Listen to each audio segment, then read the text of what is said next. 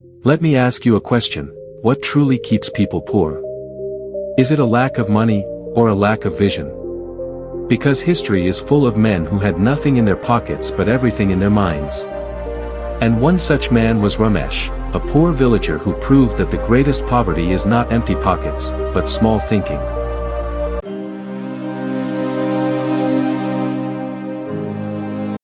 There was once a poor man named Ramesh. He lived in a small village where every day felt like a battle. His hut leaked during the rains, his clothes were torn, and sometimes he went to bed hungry.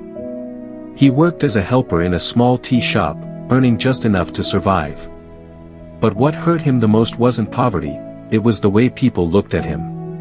Whenever he spoke about dreams, people laughed. Ramesh, men like us are born poor and die poor. Don't dream too big, it will only break your heart. And for a long time, Ramesh believed them. He kept his head down, working for pennies, living only to see another day. One afternoon, while serving tea, Ramesh overheard two travelers talking. One said, "Do you know why some people stay poor? Because they think small. The rich dream big, they act big, and they refuse to let their vision shrink." Those words hit Ramesh like lightning. That night, lying on his torn mat, he whispered to himself, "Maybe my real poverty is not money, maybe it's my small thinking." The next morning, Ramesh made a decision. He would no longer live like a man with small dreams. He asked himself, what if I believed in something bigger? What if I dared to build more than a tea shop? His emotional driver was clear. He wanted his younger sister to go to school, his mother to rest without hunger, and himself to live a life of dignity. Ramesh started saving every coin he could. He read old, torn books about business that people threw away. Instead of wasting time gossiping, he observed how customers behaved, who bought tea, why they stayed, what they needed. Finally, he took the biggest risk of his life. With his small savings and a borrowed loan, he opened his own tiny tea stall. People mocked him, "Ramesh can't even afford shoes, and he's trying to be a businessman." But Ramesh didn't let the laughter shake him. He painted his stall bright yellow, gave every customer a smile, and served tea with a twist, adding special herbs and unique flavors. Slowly, his stall became famous, not just for tea, but for the experience. But life always tests those who dream big. Just when Ramesh's little yellow tea stall began to shine, something happened that shook his confidence. A wealthy businessman from the nearby town opened a large, stylish cafe just down the road. The cafe had bright lights, polished furniture, music playing in the background, and waiters in uniforms. Customers who once stood at Ramesh's humble stall were suddenly drawn to the cafe's glamour. People whispered, "It's over for Ramesh. Who will buy tea from a poor man when they can sit in an air-conditioned cafe with fancy cups?" Even some of his regular customers began to drift away. That night, Ramesh sat alone in his stall, staring at the empty cups and the silence around him. Fear gripped his heart.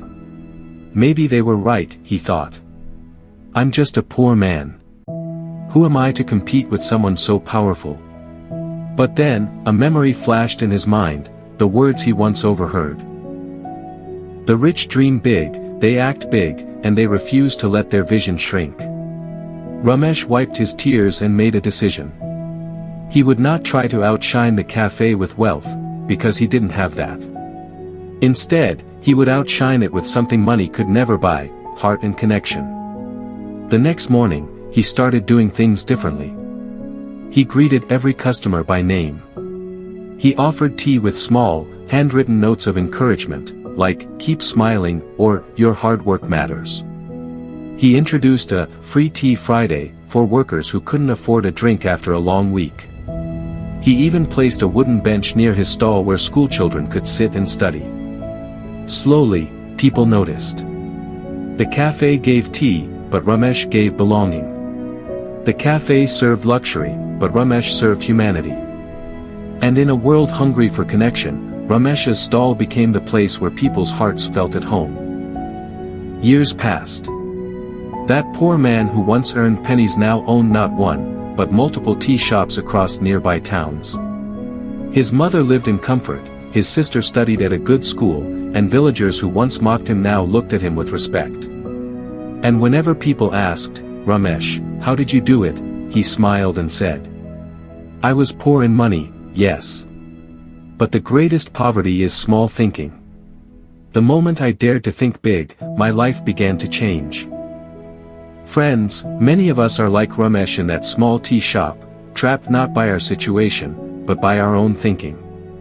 Poverty is not just in the pocket, it can be in the mind. The lesson is simple: think big. Believe in big. Act big. Because when you expand your thinking, you expand your world.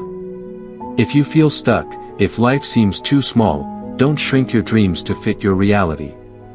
Expand your reality to fit your dreams. That is the true power of thinking big. Ramesh's journey teaches us one powerful truth: poverty of the pocket can be overcome, but poverty of the mind keeps you trapped forever.